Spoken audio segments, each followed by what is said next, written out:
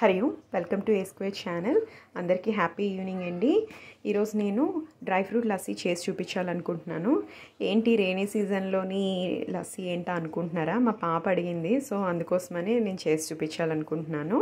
దానికి కావాల్సిన ఇంగ్రీడియంట్స్ వచ్చేసి కర్డ్ తీసుకోవాలి అండ్ షుగర్. ఇది బూస్ట్ వచ్చేసి జస్ట్ గార్నిషింగ్ పర్పస్ అనమాట. మీరు బూస్ట్ ఆర్ హార్లిక్స్ లేదా స్కిప్ అయినా చేయొచ్చు.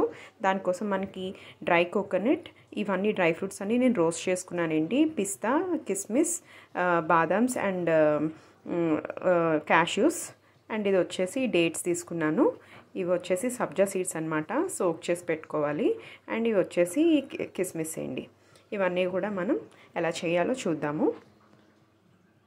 చూసారు కదా ఫ్రెండ్స్, ఒక మిక్సీ జార్లోని నేను కర్డ్ అండ్ షుగర్ అనేది వేసుకున్నాను. ఇది బాగా మనం బ్లెండ్ చేసుకుందాము.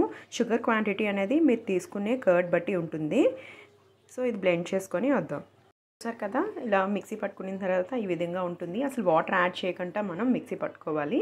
ఇప్పుడు నేను ఈ డ్రై ఫ్రూట్స్ అన్నీ వేసి గార్నిష్ చేసి చూపిస్తాను. చూసారు కదండి, మన లస్సీ అనేది రెడీ అయిపోయింది.